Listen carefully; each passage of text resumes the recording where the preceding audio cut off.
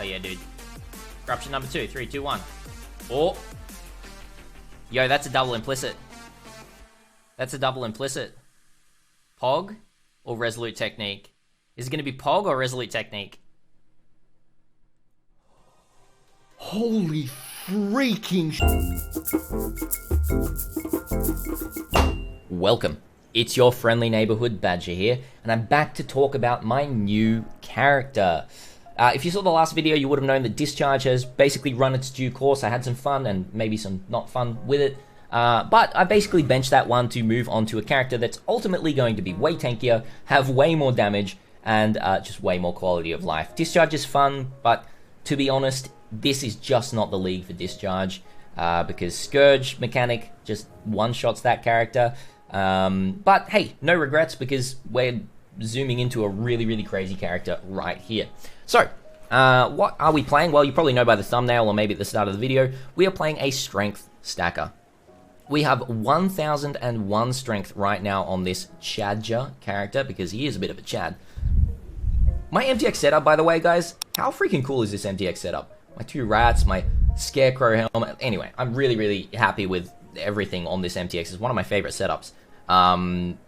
Yeah, let's talk about the build, shall we? So it's a Strength Stacker Brutus Lead Sprinkler, which is this one right here, giving 4 to 7 fire damage to attacks with the weapon per 10 strength. You may have seen my double corruption at the start of the video as well. I got really lucky on this one with the second double corruption attempt. And then we're basically stacking strength everywhere else. Most of this is leveling gear. Still a Tabula, 2 Lehupavals, still an Astramentus, still Meganord's Vise, still 7 League Step. So honestly, switching things around, I'd be sitting at about 1500 strength already. The top end of the build is going to be hitting about 1800 to 2000 strength, and hopefully around about 10 to 12 million boss DPS without flasks up. With flasks, hopefully a lot more there as well.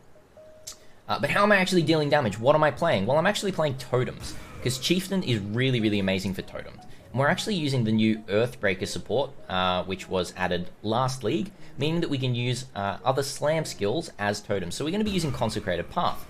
Now, Consecrated Path is a skill that teleports you to enemies. Like if I take the Earthbreaker out, we can see how Consecrated Path works, right? I'll just find some enemies. I won't be able to deal damage to them, but teleports you to them and hits right like that. And then we die because, you know, we don't have any damage and we're sitting in the middle of a pack. But the totems themselves actually jump up like this, and they jump around. So you can see just one of these guys leaping around like this. Now his attack speed's not that fast, but that's because Ancestral Protector is not up. So right now we've got 3 totems. We've got 1, 2, 3 of our Consecrated Path for our main damage, and then 2 Ancestral Protectors right here to buff the attack speed up, meaning they get around 24,000, 23,000, 24,000, around about, in total with the Protectors up as well, it's around about 100k damage right now. So it pretty much just looks like this, right? You just zoom on through. So this is the gameplay. It's fairly smooth, because you pretty much just put the totems down, and they clear everything for you, which actually means being a totem build, it's got better clear than a lot of people realize, and is actually not too bad for Scourge. Now, it's definitely not S tier clearing for Scourge, but if we jump into Scourge right here, we basically just chuck our totems down, and they will clear everything behind us as we rush through the enemies. One big thing that I want to get on this build is phasing is going to be really, really nice for the build, but Leap Slam does good enough work to just kind of leap over, although we did just die there because our resistances are really, really bad, so don't worry too much about the survivability of that. 57, 49, 29, probably got hit by some lightning damage there in Scourge, and we are only, what, level 64 right now, at 3k life. Trust me though, that survivability is going way up. We're going to be using Determination, Purity of Elements, going to be hitting like 30k armor, going to be hitting around 7k life. But let's just quickly talk about the tree here as well, because there's a lot of interesting things to talk about the tree. The Chieftain itself is an amazing ascendancy for this, both for totems and for strength stacking. Right now I've just got my normal and cruel lab. We've got 2 Kahama Wars Herald for 2% of damage dealt by your totems leached to you as life, and then 100% increased effective buffs from your Ancestor totems while active. So what that looks like is the Ancestral Protector is going to be giving me 18% more attack speed while the totem's active. So if I put this, well, we have a look here, the attack time is 0.83 seconds on Consecrated Path if I put that totem down. If I put Protectors down, that goes to 0.61. So a lot more attack speed right there.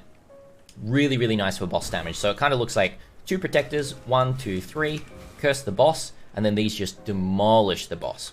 We're going to be capping crit really easy through a lot of different things, like a Maven Orbed, an elevated accuracy rating equal to strength, which gives 1% crit chance equal to each 10% of 10 strength or something like that, I think, which is really, really nice on the mask.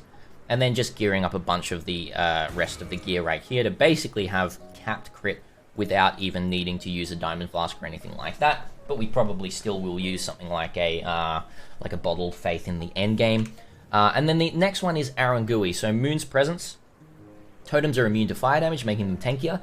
Enemies near your totems deal 8% less damage, meaning that you take and your totems take 8% less damage from nearby enemies. Enemies near your totems take 16% increased physical and fire. Basically just fire, because we only deal fire with the strength stacking. And you also get area of effect for the totems there as well. The next two that we're going to be taking is Ramiko, Sun's Light, for the damage penetration. The fire damage over time multiplier doesn't matter at all for the build, because we're not igniting, or don't care about ignite. And then going into the Hinakura, Death's Fury, for cover enemies, rare or unique enemies in Ash for 10 seconds on hit, and then the increased strength. Now, the fire damage leeches life doesn't do anything for us right there, but the increased strength is obviously massive for the build, and the rare or unique enemies in Ash gives them 20% less move speed and 20% increased fire damage taken. So this one, coupled with this one, 36% increased fire damage taken, coupled with combustion that we're using, with flammability, with exposure, we're going to be basically lowering the enemy's resistance, or unique monsters' enemies' resistance, to 0%, and then dealing a ton more damage and penetration straight through their flat right there. The rest of the tree is pretty straightforward for a strength stacker, coming right out of here and kind of beelining into some pretty nice notables like Prismatic Skin with Corrupted Blood Mastery, Unwavering Stance, Lava Lash with increased fire damage per 20 strength, and obviously Utmost Might with Attributes Mastery. Still some life to pick up through here as well, because we are only level 64. And coming up through here, now I'll talk about this this Lethal Pride just in a moment, but picking up things like Disemboweling for crit, Shamanistic Fury for quality of life with totems placement, and obviously Ancestral Bond, and then some really nice mace nodes right here of Pain Forger and Galvanic Hammer. Some of the best mace nodes in the game right here. Now I'm still playing around with what I'm going to do in terms of the mace mastery, but the all damage with maces and scepters inflicts chill is really, really, really nice, and I think that's going to be better than the area of effect. However, it's probably not going to be up with clearing because we use LE Focus, so it's not going to be able to inflict chill on our main skill, but the Ancestral Protector will be inflicting chill on bosses, which will be really nice, but I'll have to play around and see how that feels. Overall, this is seeming like one of the strongest bosses that I'm going to play this league. Well, probably the strongest bosser that I'm going to play, with basically double the strength and a ton of extra stuff on my gear, including a really nice crit chest. But yeah, that's all I really have to say here. The last thing I will talk about is this Lethal Pride. Now, Lethal Pride is a jewel that you can buy and you can roll with Divine Orbs, and then you can basically place it into one of two sections. It's either this one right here or this one right here on the tree. Then you can spec into things like Endurance, and you can get these nodes right here to give you a bunch of other stuff on the build, and it also picks up Shamanistic, I think. But what it does is any of the small attribute travel points, it gives you +2 to strength. Any of the small travel points on clusters gives you +4 to strength. And then each notable rolls with some sort of attack-based or strength-based modifier. So I've actually got a really nice, this was 1 divine for this Lethal Pride, and I managed to get +20 strength, 10% reduced extra damage from crit strikes, which we're actually going to be getting 100% through Determination, Watcher's Eye, and a Mastery on Armor. And then we also did get 5% increased strength from Hearty, and then 20% increased totem damage right here. So all of these nodes that we want to take for the build are also helping the build deal a lot more damage. You could also get things like this, physical damage from hits taken as fire damage. You can get things like attack damage leeches life. You can get melee crit multi, which is really nice as well. More, reduced damage. You can get a reduced enemy stun threshold, maximum fortification, fire res. It's basically the jewel if you're playing Chieftain. You need one of these in your build because it's just going to make it that much stronger. They're about 40 chaos at the moment. They might rise in price if this build gets a little bit more popular, because they will be doing more content. I'll put a really bad paste bin down below. It's basically the export of this character in the paste bin down below. You can have a look at how I've leveled the character, but there's not really that much else to go. But I will be giving you guys updates with this one as we go through everything. That's all I have to say on the character.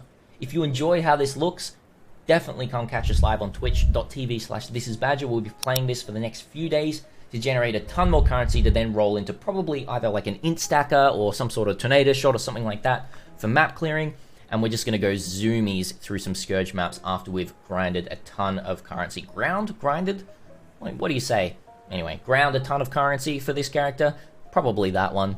Yeah, that's all I really have to say. Thank you so much for watching. And until next time, Badger is out.